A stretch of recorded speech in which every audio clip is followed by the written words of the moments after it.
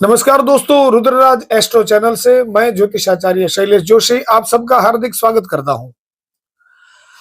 दोस्तों, आज हम बात करते हैं नवरात्र की, चैत्र मास के नवरात्रि के सरल अनुष्ठान के बारे में। दोस्तों, 30 मार्च 2025 रविवार को प्रारंभ होने वाली महापर्व नवरात्रि और मां नवदुर्गा के अनुष्ठान के बारे में, सरल पूजा मंत्र अनुष्ठान आदि के बारे में जानकारी प्राप्त करें।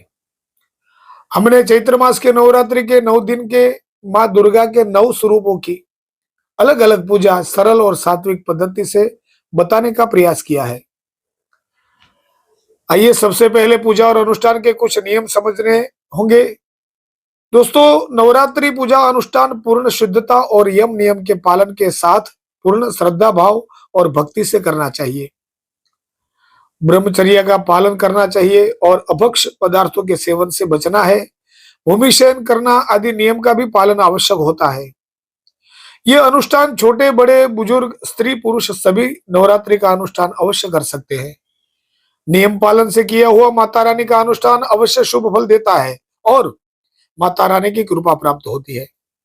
एक बात और बताना चाहूंगा कि नवरात्रि में अपनी कुल देवी की हो सके इतनी भक्ति करें, क्योंकि अपनी कुल देवियां भी तो माँ दुर्गा के किसी न किसी स्वरूप ही है। इसलिए इस नवरात्रि पर्व में अपनी कुलदेवी की पूजा भक्ति उपासना आदि अवश्य करें। दोस्तों, हमने यहाँ पर नवरात्रि के 9 दिन की माँ दुर्गा के 9 स्वरूपों के अलग अलग मंत्रों की जानकारी रोज के एक एपिसोड के हिसाब से देंगे ताकि आप अच्छे से समझ सके। ये प्रारंभ का एपिसोड थोड़ा विशेष बड़ा हो सकता है, क्योंकि यहाँ पर स्थापना विधान भी हम बताने जा रहे हैं। इसके बाद आने वाले एपिसोड में हम सीधे मंत्र और पूजा की जानकारी देंगे ताकि ज्यादा समय न लगे। दोस्तों, इस साल चैत्र मास की प्रतिपदा तिथि यानी प्रथम नवरात्रि दिनांक 30 मार्च 2025 और रविवार से प्रारंभ हो रही है। अब अनुष्ठान और कलश स्थापना का मुहूर्त आप नोट कर लीजिए। प्रथम नवरात्रि यानी 30 मार्च 2025 को सुबह 6:13 से लेकर सुबह 10:22 तक श्रेष्ठ समय होगा। यह अवधि तकरीबन 4 घंटे और 8 मिनट की है। अब बात करते हैं स्थापना कैसे करें इसके बारे में। नवरात्रि के पहले दिन माता नवदुर्गा की स्थापना के लिए दिशा का निर्णय करना है तो समझिए पूर्व या पश्चिम दिशा में ही स्थापना होनी चाहिए। अगर किसी कारणवश इन दिशाओं में न कर सके तो उत्तर दिशा में भी स्थापना कर सकते हैं, लेकिन दक्षिण दिशा बिल्कुल वर्ज्य है। दक्षिण में स्थापना कदापि नहीं कर सकते।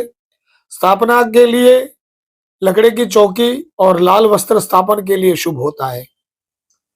अगर कोई अपने घर के मंदिर में ही करना चाहे तो भी कर सकते हैं।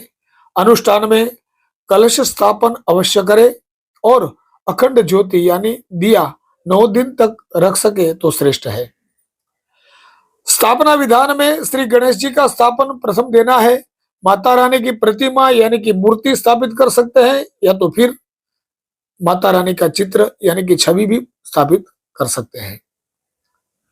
प्रथम दिन की स्थापना के लिए अगर आप किसी योग्य पंडित जी या पुरोहित जी की मदद लेना चाहे तो ले सकते हैं, क्योंकि पूजा के प्रारंभ में श्री गणेश जी, कलश पूजा, माँ दुर्गा जी की पूजा, नवग्रह की पूजा और षोडश मातृका पूजा के साथ समस्त पीठ देवताओं की भी पूजा करनी होती है।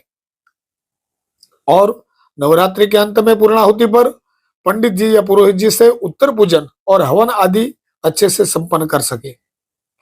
अगर आप स्वयं विधि विधान से ज्ञात है तो आप स्वयं भी इस प्रकार स्थापना कर सकते हैं। अब हम आगे की पूजा पद्धति को समझते हैं और 9 दिन तक आपको माता रानी के कौन कौन से स्वरूपों की पूजा कर सकते हैं इनके बारे में जानते हैं। तो दोस्तों, मार्कंडेय पुराण के अनुसार मां नवदुर्गा के 9 स्वरूपों की बारे में विस्तार से बताया गया है, जो कि श्लोक के माध्यम से पता चलता है, जो इस प्रकार है। प्रथमम शैलपुत्री च, द्वितीयम ब्रह्मचारिणी, तृतीयम चंद्रघंटेति, कुष्मांडेति चतुर्थकम, पंचमम स्कंदमातेति, षष्ठम कात्यायनीति च, सप्तमम कालरात्रि थी, महागौरी थी चाष्टमम, नवमम सिद्धिदात्री च, नवदुर्गा प्रकृतिता, उक्तान्येतानि नामानि ब्रह्मणेव महात्मनाः। यानी माता के स्वरूपों में पहला स्वरूप है माता शैलपुत्री, दूसरा स्वरूप मां ब्रह्मचारिणी का है, तीसरा स्वरूप मां चंद्रघंटा का है, चौथा स्वरूप मां कुष्मांडा का और पांचवा स्वरूप स्कंद माता का, छठा स्वरूप मां कात्यायनी का है, सातवां स्वरूप मां कालरात्रि का है, आठवां स्वरूप मां महागौरी और नौवां स्वरूप मां सिद्धिदात्री का बताया गया है। देवी भागवत के अनुसार और अन्य पुराणों के अनुसार माता दुर्गा ने देवासुर संग्राम में देवताओं की मदद करने के लिए 9 दिन तक अलग अलग 9 स्वरूपों को धारण करके असुरों के साथ युद्ध किया था और असुरों का संहार करके देवों को विजय दिलाया था।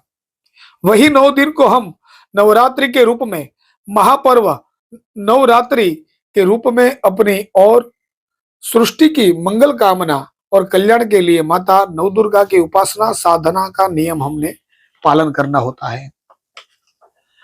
आइए, प्रथम नवरात्रि के दिन स्थापना के बाद आप अपनी श्रद्धा भक्ति के अनुसार शुद्ध पूजा सामग्री, फल, पुष्प, भोग आदि से प्रथम गणेश जी की पूजा करें और अपनी कुलदेवी की पूजा करें और मां नवदुर्गा की पूजा आदि करें। आगे चलते हैं। प्रथम नवरात्रि को पूजा का समय अपने नित्य क्रम के हिसाब से नियत करें।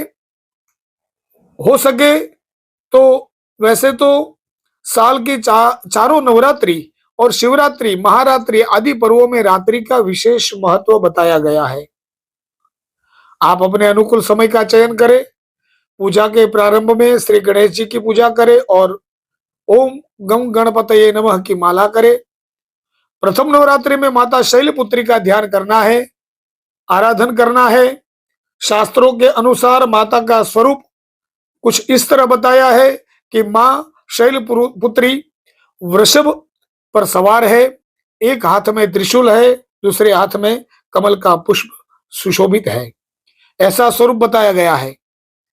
आप माता शैलपुत्री के स्वरूप की पूजा में शांतचित होकर माता शैलपुत्री का मंत्र की एक माला करें। मां शैलपुत्री का मंत्र है ओम शम शैलपुत्री फट। दूसरी बार आपको बताता हूं, ओम शम शैलपुत्री फट। इस मंत्र की एक माला अवश्य करें। बाद में अपने कुलदेवी के मंत्र या स्मरण की एक माला करें। मां दुर्गा जी के 108 नाम के जप करें या फिर श्री दुर्गा चालीसा का भी पाठ कर सकते हैं। एक बात अवश्य बताना चाहूंगा कि शास्त्र और ग्रंथों में बताया गया है कि चारों नवरात्र में श्री राम रक्षा स्तोत्र का पाठ तत्काल फल देने वाला है, इसलिए एक पाठ राम रक्षा स्तोत्र का अवश्य करें। अब देवी को भोग अर्पित करने की बात करें तो माता रानी को पीले रंग की मिठाई यानी जैसे केसर युक्त खीर या दूध चावल से बनी खीर भी अर्पित कर सकते हैं। फल में माता रानी को केले का फल अर्पित करें और अंत में आरती, कर्पूर आरती और क्षमापन करें। दोस्तों, माता शैलपुत्री की पूजा के फल स्वरूप चंद्र शुक्र जैसे ग्रहों की अशुभता खत्म हो जाती है। माता शैलपुत्री से भौतिक और आध्यात्मिक सुखों की प्राप्ति की कामना करें और आशीर्वाद प्राप्त करें। इसके बाद किसी 9 साल से छोटी एक कन्या को भोजन कराए, वस्त्रदान करे, इसका पूजन करे और दक्षिणा आदि दे दे और इस प्रकार कन्या का पूजन करने का विधान है। याद रहे, नवरात्रि के 9 दिन छोटी छोटी कन्याओं का पूजन करने का भी विधान है। और बताना चाहूंगा कि पहले दिन 1 कन्या, दूसरे दिन 2 कन्या, तीसरी नवरात्रि के दिन 3 कन्या, ऐसे 9वें दिन 9 कन्या जो है छोटी छोटी, इसका पूजन, भोजन, दान आदि करे, जिससे माता रानी का पूर्ण आशीर्वाद प्राप्त होता है। आज के लिए बस इतना ही। अगले एपिसोड में नवरात्रि के दूसरे दिन यानी कि दूसरे नवरात्र की पूजा विधान, मंत्र आदि के साथ मिलते हैं। तब तक के लिए विदा लेता हूं। जय माता दी। धन्यवाद।